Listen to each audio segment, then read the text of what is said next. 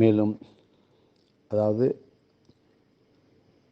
10வதாக நாம் தினமும் காலையில் தூங்கி எழுந்தவுடன் ₹1 அளவு எடையுள்ள அளவு உள்ளங்கையிலே தேங்காய் எண்ணெயை எடுத்துக்கொண்டு உச்சந்தலையில் தடவி கொள்ள வேண்டும். அப்படி நாம் தடவும் பொழுது என்ன சொல்லணும்? ஸ்ரீ கேச்சல குச்சலாம்பிகாயை நமகா, ஸ்ரீ கேச்சல குச்சலாம்பிகாயை நமகா. 2வது ஸ்ரீ தையல் நாயகியே நமகா, ஸ்ரீ தையல் நாயகியே நமகா.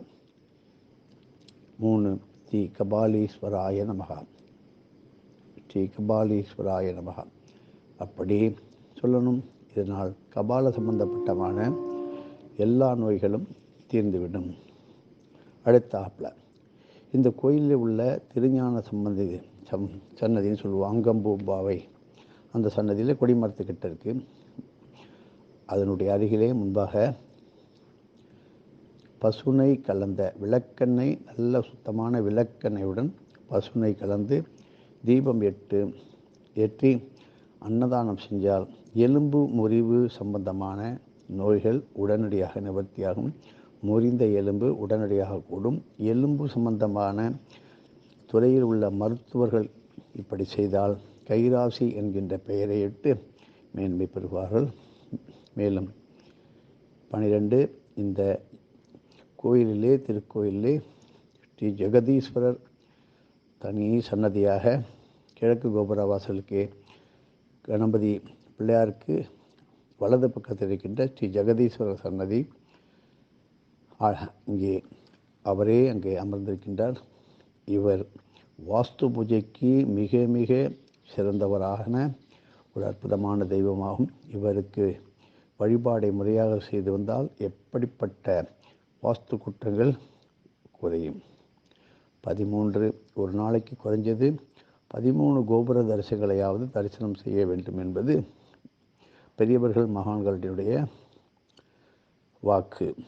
இந்த கோயிலிலே 13க்கும் மேலான கோபுர கலச தரிசனங்கள் இருக்கு. தினந்தோறும் இந்த கோபுர தரிசனம் செய்வதால் எப்பேற்பட்ட பாவங்களும் தீரும். இதனை தான் பெரியவர்கள் கோபுர தரிசனம் கோடி புண்ணியம் என்பார்கள்.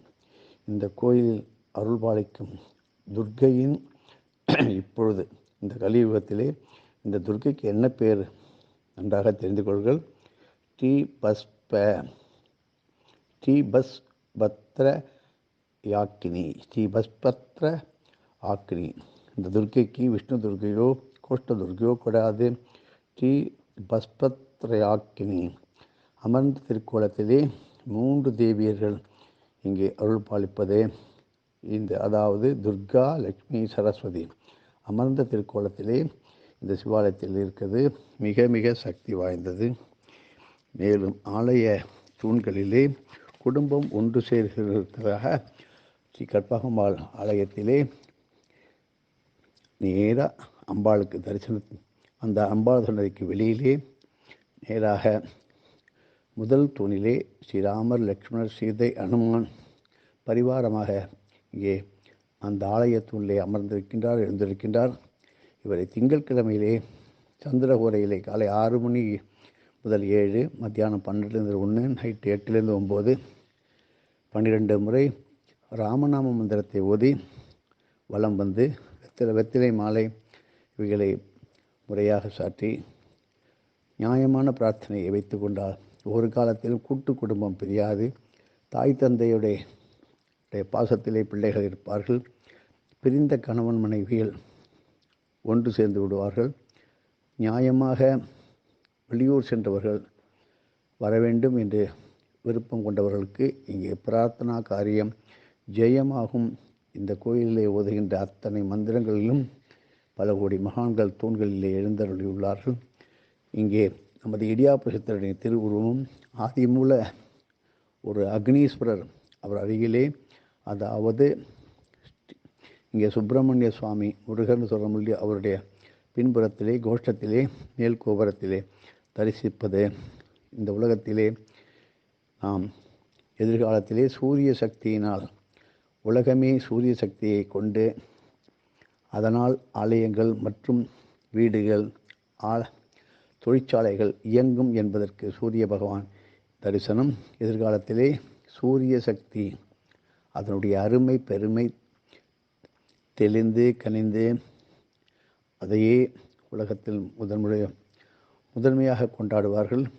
இதில் வருகின்ற மின்சார சக்தி அளவற்ற நன்மையே தரும் என்பதற்கு அந்த காலத்திலே சித்தர்கள் ஏற்படுத்திய அற்புதமான இந்த ஒரு ஆலய நிர்மாண சாஸ்திரமானது இந்த ஆலயத்தின் குளத்திற்குள்ளே அமிர்தோத்பஜன் என்கின்ற அற்புதமான நந்தி பகவான் நீருக்குள்ளே ஈசான்ய பாகத்திலே வடகிழக்கிலே நீரில் உள்ளே இருக்கின்றார். ஒரு காலத்திலே மிக விமர்சையாக பிரதோஷம் நடைபெற்ற நந்தி.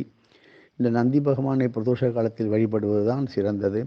எப்பொழுதும் இந்த ஆலயத்திலே பிரதோஷம் முடிந்தவுடன் பிட்சாடனரை 63 நாயன்மார்கள் இருக்கும்